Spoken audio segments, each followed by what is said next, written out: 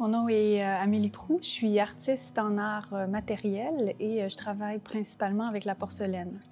L'argile, avant sa cuisson, peut être transformée de toutes sortes de façons et jusqu'au processus de cuisson. En fait, on peut la transformer, on peut lui donner la forme qu'on veut et puis dès qu'on cuit ce matériau-là, on fixe en fait la forme qu'on lui a donnée et on rend cette matière-là stable et permanente.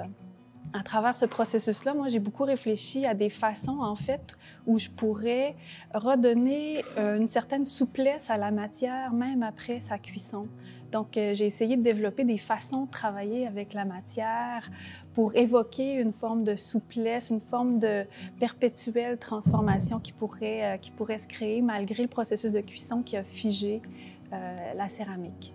En fait, le travail que je présente à Roubaix présente un peu deux corpus que j'ai réalisés au cours des 5 dernières années.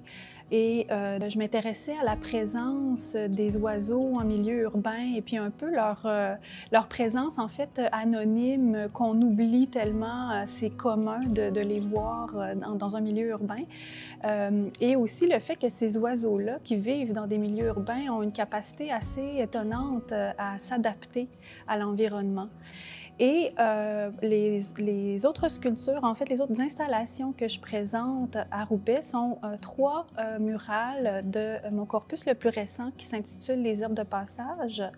Et en fait, ce corpus-là est une série de murales où j'évoque certains comportements qu'ont les animaux dans la nature et ces comportements-là qui vont avoir une incidence sur le paysage.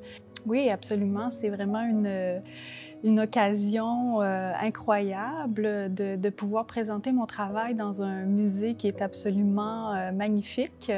En plus, c'est présenté, j'ai bien hâte de voir, présenté sur la lame d'eau. Donc, ça va être vraiment intéressant de voir comment les murales que j'ai réalisées, qui ont été présentées dans quelques contextes au Québec, comment ça va se déployer en fait dans un musée qui a beaucoup d'histoire et qui a une présence architecturale qui rayonne autant. Donc, j'ai vraiment hâte de voir cette exposition-là et cette mise en espace.